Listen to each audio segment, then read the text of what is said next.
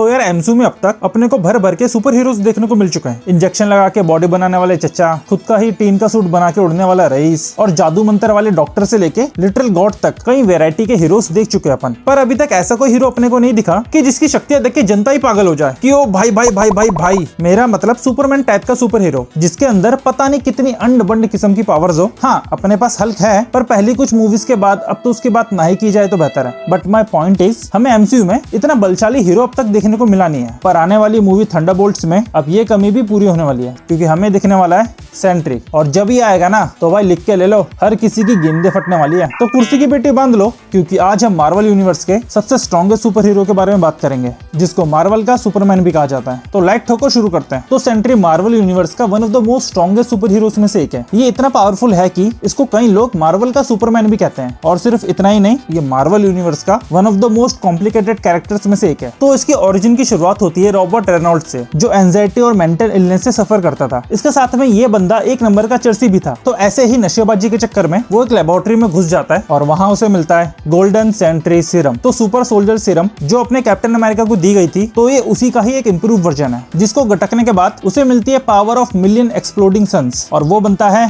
Sentry. पर ये सभी पावर्स एक बहुत बड़ी कॉस्ट के साथ भी आता है, जो कि है सेंट्री की ही एक डार्क पर्सनैलिटी, वॉइड। तो वॉइड सेंट्री का सबसे बड़ा विलन है, जो कि खुद रॉबर्ट ही है। Sounds familiar, right? तो रॉबर्ट की मेंटल इलनेस की वजह से उसकी एक और पर्सनैलिटी बन जाती है, जिसका नाम है वॉइड। जितना अच्छा सेंट्री है, उतना ही डार्क एंड बुरा वॉइड है। तो ये तो हो गई इस महंगे अपरिचित की ओरिजिन। पर अगर इसकी पावर्स की बात की जाए तो भाई पावर्स तो इसमें कूट कूट के भरी पड़ी है। तो इसके बारे में कहा जाता है कि he has the power of million exploding suns. तो इसका मतलब क्या है कि मान लो कि अपने ऊपर जो सूरज चच्चा है वो कभी ऐसे फट जाए, अबे साले, मतलब होना नहीं है पर हो जाए, तो भाई अपने सोलर सिस्टम में जो कुछ भी है ना, प्लैनेट्स, स्टार्स, हर तरह की लाइफ, भाई सबके सब एक सेकंड में खत्म हो जाएगा, कुछ भी नहीं बचेगा। तो अब अगर इसको सेंट्री को लेकर बोलूं, जिसके पास 1 मिलियन एक्सप्लोडिंग सन्स की पावर्स है, तो भाई अगर ये अपनी फुल पावर्स पे आ जाए तो ऐसे एक नहीं बल्कि मिलियन सोलर सिस्टम को उड़ा कर रख देगा, वो भी चुटकियों में। ऊपर से ये बंदा पूरी तरह इमॉर्टल है, यानी ना ये मर सकता है ना ही बुढ़ा हो सकता है। साथ में इसका दुनिया का कोई भी वेपन कुछ भी नहीं बिगाड़ सकता। अब समझ आ रहा है इसको मार्वल का सुपरमैन क्यों कहते हैं। इतना ही नहीं, इसके पास साइकिक एबिलिटीज भी है, जिससे वो किसी का भी माइंड कंट्रोल कर सकता है और उसे मैनिपुलेट भी कर सकता है। बंदे के पास सुपर ह्यूमन स्ट्रेंथ है,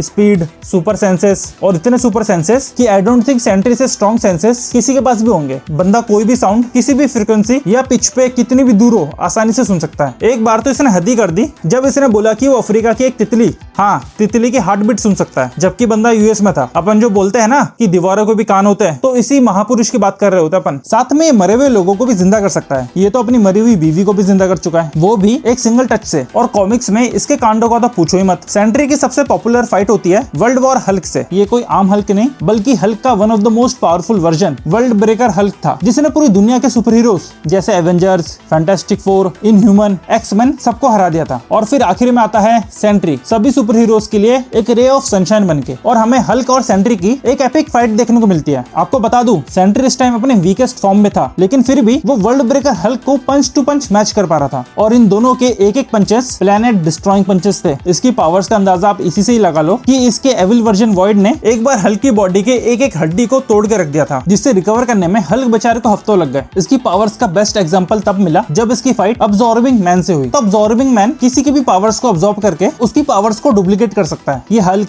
थॉर और ओडिन के मैजिक तक को अब्सॉर्ब कर चुका है। लेकिन जब वो सेंट्री की पावर्स को अब्सॉर्ब करने की कोशिश करता है तो बंदा वहीं मेल्ट हो जाता है। सेंट्री तो यहाँ तक कि थॉर को भी पेल चुका है। थॉर को तो एक मुक्के में पता नहीं कितने किलोमीटर दूर फेंक के मारा था। इसने तो ज़्यूस के बेटे Ares the Olympian god of war को तो बीच में से ही फाड़ के खत्म कर दिया था। हाँ, लेकिन इसका सबसे बैडेस्ट मोमेंट था जब इसने मॉलिक्यूल मैन को हराया था। मॉलिक्यूल मैन जो मार्वल यूनिवर्स का एक लिटरली गॉड लाइक कैरेक्टर है और एवेंजर्स लेवल थ्रेट भी है। तो एक बार हुआ क्या कि मॉलिक्यूल मैन ने पूरी रियलिटी को ही बिगाड़ दिया था। सेंट्री को तो पानी में ही मिला दिया था। पर तभी सेंट्री के ऑल्टर ईगो वॉइड ने कंट्रोल लेके सेंट्री को रिवाइव किया और फिर मॉलिक्यूल मैन को इतना धोया ना कि भाई वो तो इसके सामने गिड़गिड़ाने ही लग गया था। और मैं बता दूं कि ये वही मॉलिक्यूल मैन है जिसने यूनिवर्स नहीं, मल्टीवर्स नहीं, बल्कि पूरे ओमनीवर्स को ही डब्बे में बंद कर दिया था और इसको सेंट्री ने धो दिया।